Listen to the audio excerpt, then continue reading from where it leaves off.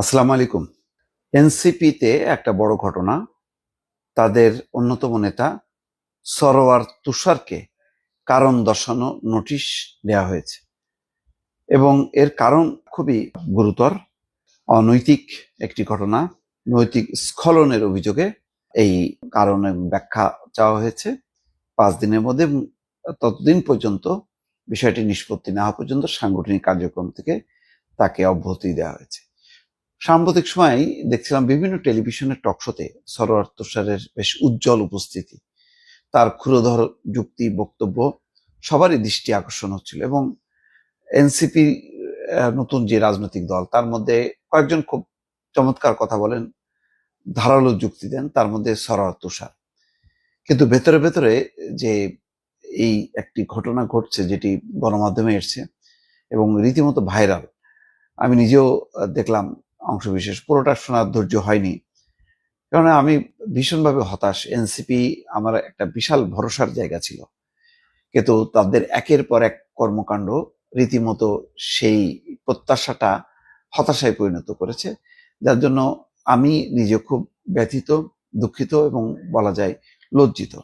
দেখেন, আমি বারবার বলি যে স্বাধীনতার পরপর ছাত্রদেরই একটা দল জাসদ কি পরিমাণ জনপ্রিয় ছিল, যে রীতিমতো আওয়ামী লীগের মতন প্রতিষ্ঠিত দলকে উল্টে দিচ্ছিল। মুক্তিযুদ্ধে নেতৃত্ব দানকারী আওয়ামী লীগের মতন প্রতিষ্ঠিত দল, তখনও শেখ মুজিবুর রহমান জীবিত ছিল, সেটাকেই জাসদ চ্যালেঞ্জ করেছিল। তাদের সেই শক্তি, তরুণ যুব এবং ছাত্রদের সেই শক্তি ছিল জাসদের পেছনে। কিন্তু এটা কি হলো, তারা ওই গণঅভ্যুত্থানটাকে ক্যাশ করতে চাইলো, রাজনৈতিক দল করলো, এবং সেই দলের এমন আহামরি কোনো উদ্দেশ্য লক্ষ্য পাওয়া গেল না, যেটা একটা নতুন রাজনৈতিক বাস্তবতাটা দরকার এবং ঝাঁকে ঝাঁকে তরুণরা আসবে। বরং জাসদ যেমন একটা সরকার বিরোধী ইমেজ নিয়ে শুরু থেকেই তারা লড়ছিল, ওই সময় স্বৈর শাসনের বিরুদ্ধে, এখানে ভিন্ন। তারা আধা সরকারি, একবার সরকারের পক্ষে বলে, একবার বিপক্ষে বলে। এবং সারা দেশে এই ইউনূস সরকার যেভাবে যুক্ত করলো ছাত্র প্রতিনিধি নাম দিয়ে, ফলে তারা দুর্নীতিতে নিমজ্জিত হলো। শীর্ষ পর্যায়ের যারা উপদেষ্টারাও ছিল, তাদের পিএস এপিএস দের কেলেঙ্কারি বেরোতে থাকলো, এবং নানান জায়গায় এনসিপি বা বৈষম্য বিরোধী ছাত্রদের যে প্রতিনিধি, তারা প্রশাসনের নানান জায়গায় যে তদবির বাণিজ্য, টেন্ডার বাণিজ্য, তারপরে অন্যান্য কর্মকাণ্ডে যুক্ত হলো, এবং সেগুলো খবরাখবর আসতে থাকলো। ফলে শুরুতেই একটা ইমেজ সংকটে পড়ে গেল এনসিপি।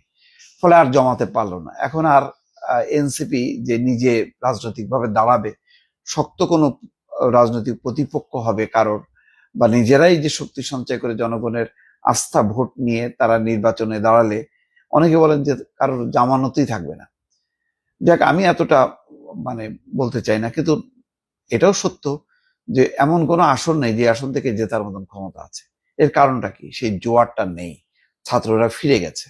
এখন যারা আছে এরা হচ্ছে রাজনৈতিক অনুসন্ধানী, তাদেরকে নিয়ে এনসিপির নেতারা, তার মধ্যে কয়েকজন নিঃসন্দেহে খুব তরুণ মেধাবী ছাত্র আছে, তারা নতুন আলোকে গড়তে পারতো, এগোতে পারতো।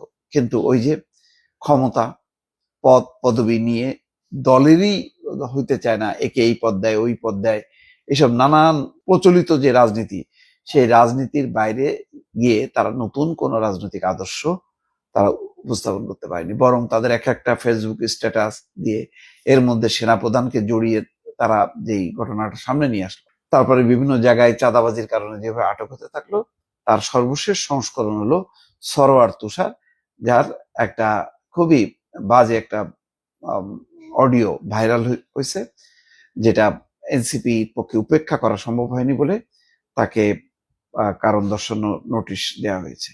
এখন এটার জানি না এটার প্রতিকার কিভাবে হবে, যদিও খুবই পার্সোনাল বিষয়, কিন্তু পার্সোনাল বিষয় রাজনীতির জীবন তো আর শুধু ব্যক্তিগত না, এটা একটা সামাজিক রাজনৈতিক জীবনে পরিণত হয়, তখন আর ব্যক্তিগত জীবন থাকে না নেতাদের।